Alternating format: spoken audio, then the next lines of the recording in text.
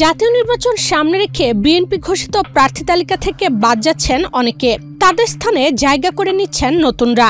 25 থেকে 30টি আসনে এই পরিবর্তন হতে পারে বলে দলীয় সূত্রে জানা গেছে, যার পরিপ্রেক্ষিতে নতুনভাবে মনোনয়নভুক্ত হওয়ার জন্য কেন্দ্রীয় লবিং তদবির থেকে শুরু করে নিজ এলাকায় সভা সমাবেশ ক্ষোভ বিক্ষোভ চালাচ্ছেন।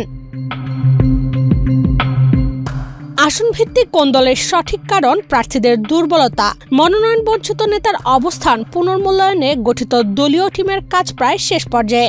তাদের দেওয়া তথ্যের ভিত্তিতে প্রার্থী তালিকা পুনর্মূল্যায়নের চূড়ান্ত সিদ্ধান্ত নেওয়া হবে। তবে ঘোষিত আসনগুলোতে প্রার্থী বদলের একক এখতিয়ার বিএনপির হাইকমান্ড ও মনোনয়ন বোর্ডের। দলের নীতি নির্ধারণী মহল সূত্রে এসব তথ্য জানা গেছে। বিএনপির একাধিক নির্ভরযোগ্য সূত্র জানায়, ঘোষিত 237 জনের তালিকায় যেসব হেভিওয়েট সিনিয়র নেতার নাম আসেনি, তাদের মধ্য থেকে নতুনভাবে যুক্ত হতে পারেন 10 থেকে 12 জন।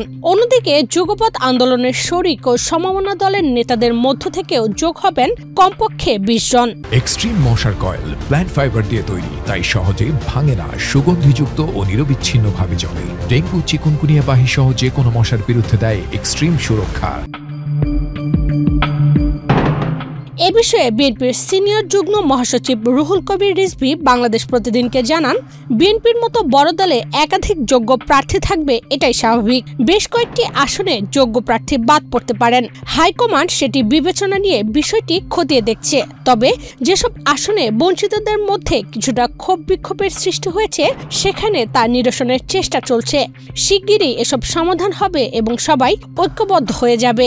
এদিকে চট্টগ্রাম 4 ও 16, সিলেট 6, রংপুর 3, সাতক্ষীরা 2 ও 3, গাইবান্ধা 4, ঠাকুরগাঁ 3, চাঁপাইনবাবগঞ্জ 2, কুড়িগ্রাম 2, নোয়াখালী 5, নীলফামারী 4, দিনাজপুর 2, হবিগঞ্জ 4, জয়পুরহাট 1 ও 2, ময়মনসিংহ 3, 6, 9 ও 11, মুন্সিগঞ্জ 2, কুমিল্লা 5, 6 ও 10, চাঁদপুর 2, রাজশাহী 4 ও 5, রাজবাড়ী 2, নওগাঁ 1, 3 ও 4, পাবনা 4, মৌলভীবাজার 2 আসন সহ আরও কয়েকটিতে প্রার্থী পরিবর্তনের দাবিতে আন্দোলন চলছে।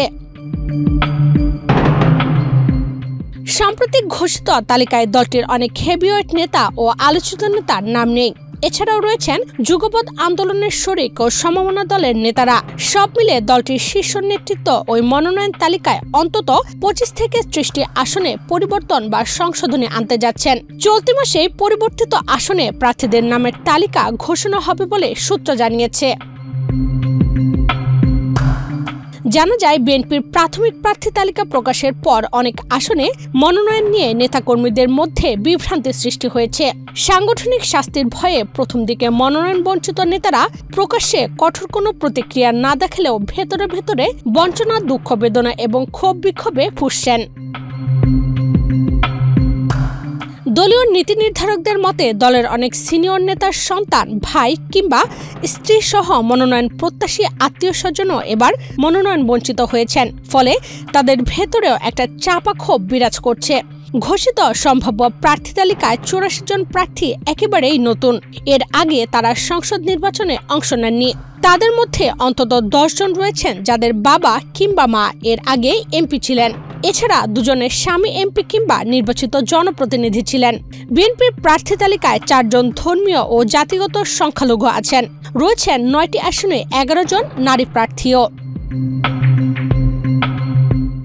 দলের নীতি নির্ধারকদের মতে, ঘোষিত 63টি খালি আসনের বেশিরভাগই শরিক দলগুলোর জন্য ছাড় দেওয়া হতে পারে।